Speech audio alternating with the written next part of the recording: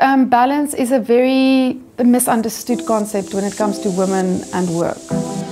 Welcome to Barbernomics, the business talk show for the modern entrepreneur. And today we're joined by Heike Hayward. Having moved away from a corporate career in 2010, Heike went on to start her own company called Fleur Le Cordia, which began by supplying elaborate floral designs for events and has since blossomed to also offer custom wallpaper, floral design, merchandising, fitness apparel, and much more. We've invited her onto the show today to find out what it takes to grow a successful business while still finding the time to nurture a home life and raise 5 children. Now, I want to ask you something. I mean, you're the owner of probably one of the most exuberant, innovative, and colorful events companies in the city. Like, how did Fleur Le Cordia come about? So obviously we specialize in the floral side of events. And I think if I have to go back and actually pinpoint the exact moment that this thing started, it was when I found out I was pregnant with my first child. And wow. I knew in my heart I needed to make a change in my lifestyle. At the time I was working in corporate, IT world, chasing project deadlines and really spending very little time at home. And the thought that I need to divide my time between my corporate clients and my project deadlines and being a mom, yeah, it was daunting and I didn't want that. So I decided to resign and try and see what is there out there for me that will enable me to be a mom and really raise my kids hands-on and on my own terms. So I spent some time at home and I was really struggling. It's to put it lightly.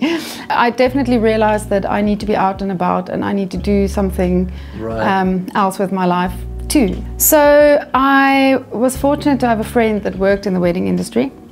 And what's lovely about the wedding industry is that it is sporadic. So I asked her if I can please come and help her and be her assistant, just to get out the house. Yes. At the time I was, I think, 6 or 7 months pregnant. She said yes, absolutely. And I helped her for 2 weddings, I think, and I was 100% completely drawn to the flower decor side of the weddings. And then she actually brought me my first small wedding. Wow. And yeah, I think it was 6 months after that, and I had an official business, which was amazing. And you weren't looking back at that point? I was looking back at my corporate salary, but no, I was doing things on my own term, and I just knew it was just a feeling. I just knew this is what I need to do with my life. Well, this is what I need to do in this chapter of my life. Yes. So you speak about that feeling. I mean, was that a liberating experience? But I definitely had a feeling that I'm good at this.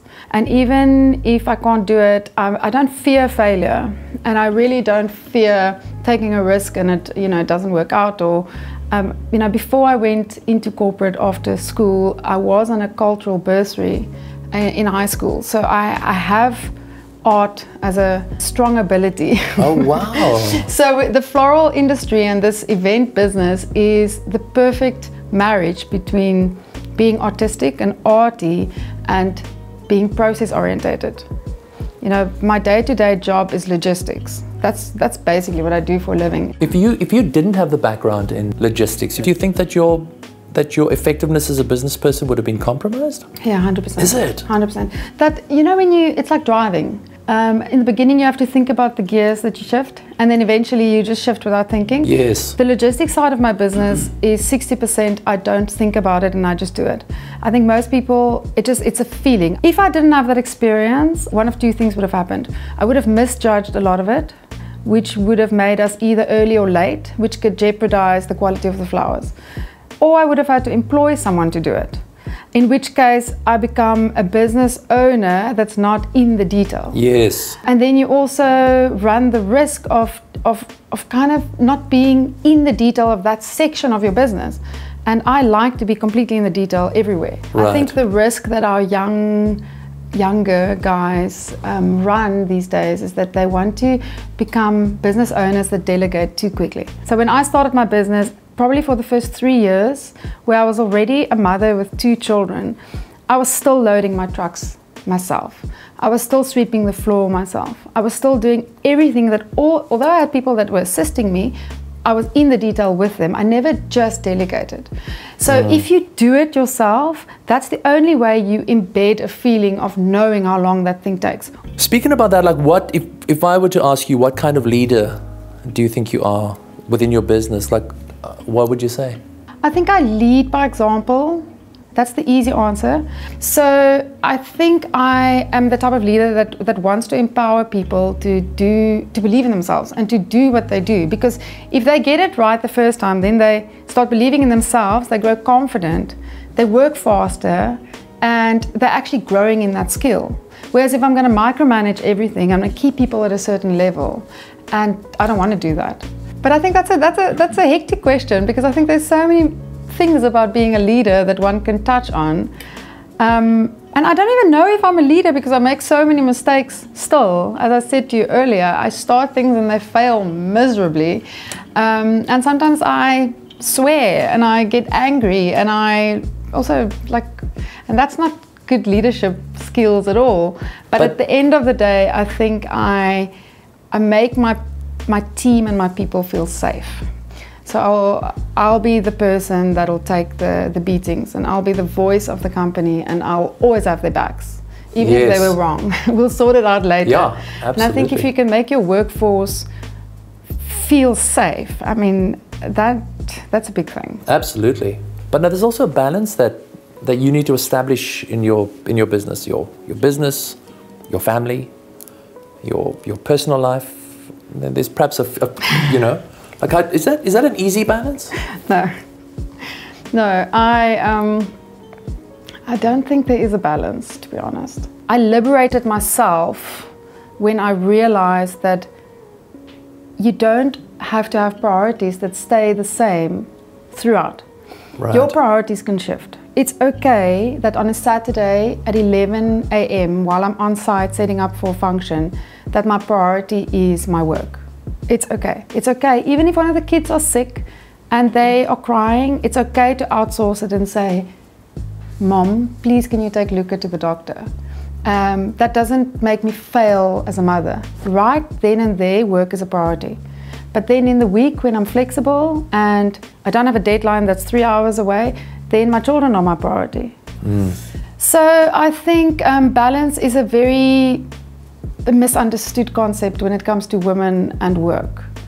I don't have a big social life at all, by choice. I don't want to hang around making small talk. I've not at this stage of my life. Right now, I want to build stuff. I want to leave legacy. I want to raise incredible children. Yes. And that's also okay. Are you ready for a little challenge? Yeah. I'm always ready for a challenge. Just a little challenge. Great.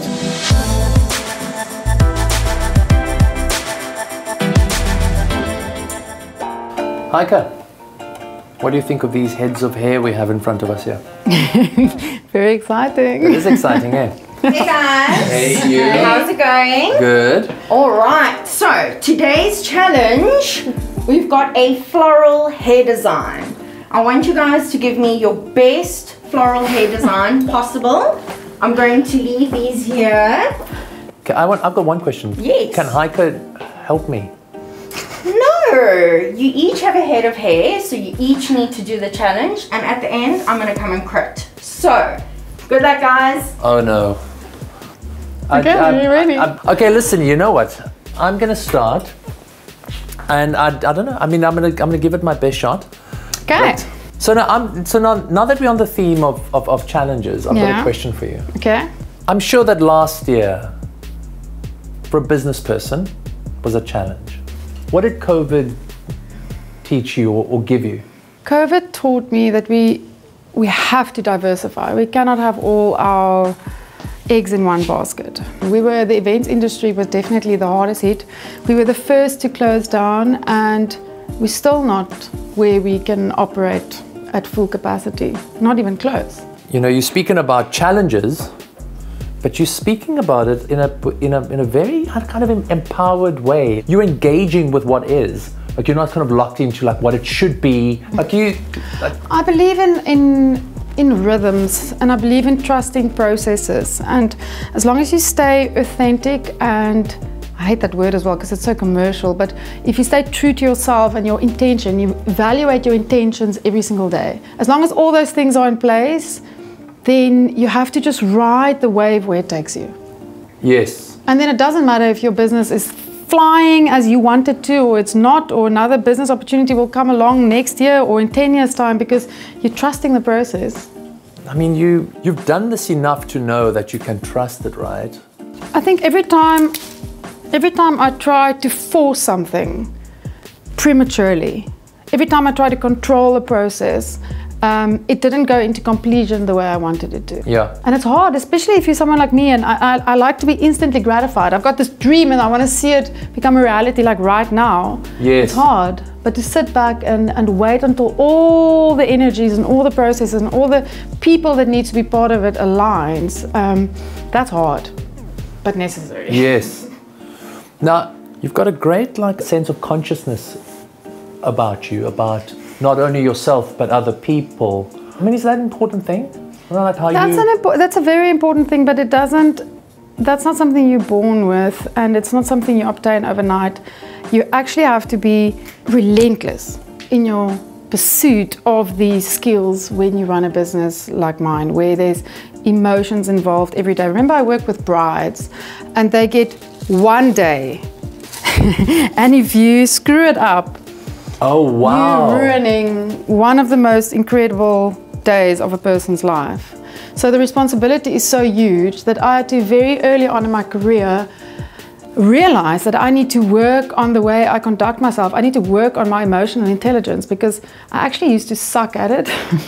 Like I was so blunt and so direct, and I had to learn how to work with people and make it a real goal and spend time learning it. I think we sometimes just assume these things will fall in place, but they don't.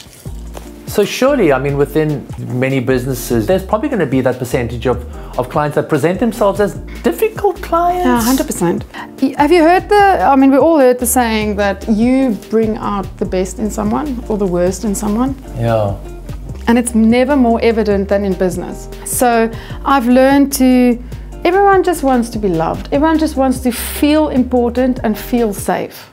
I mean, I love the word safe, because we move in circles nowadays where we all feel unsafe. We don't know who's going to hurt our emotions. We don't know who's going to be hooting at us in the traffic. We don't know what we're doing wrong at school. There's just all these things. So if you can sit with someone and for those 10 minutes in a meeting, make them feel everything is okay and they're in good hands, then it doesn't matter how horrible they are out there, they will... I hear you. You'll experience a different side to them. But I mean, that said, I still have had in my career a few clients that had to kind of wiggle my way out of the relationship, because I could see that this was going to go south. Oh, is it? Right. Please talk me through what's happening here. Do you want to be?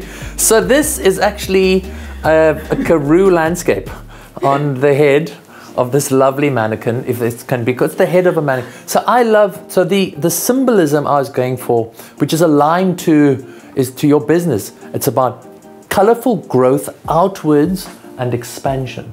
I love it. Do you buy that? Okay. You don't believe a word of that, right? No, but it sounds very motivating. Listen, I mean, I'm obviously a novice. I'm an amateur. I don't know what I'm doing.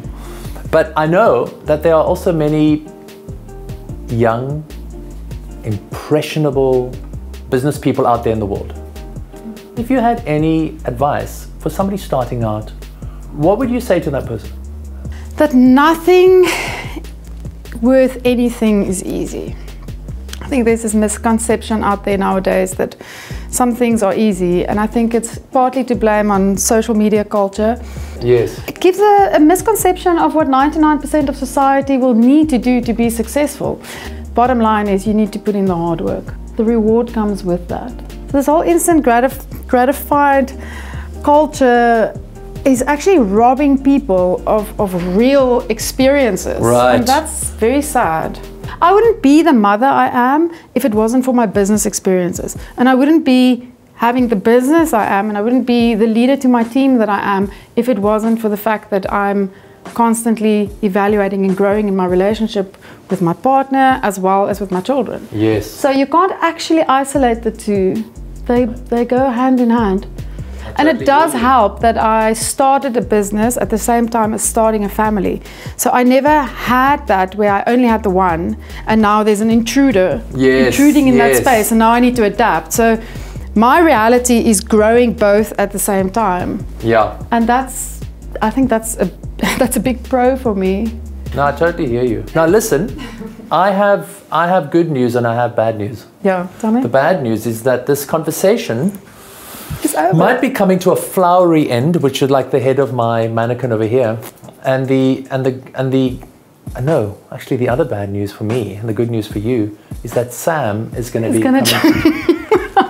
Oh no! It depends on Sam's personality. Sam? I think she's going to be drawn to your very avant-garde, out-the-box set piece. Guys, how's it going here? I've got to go to the bathroom.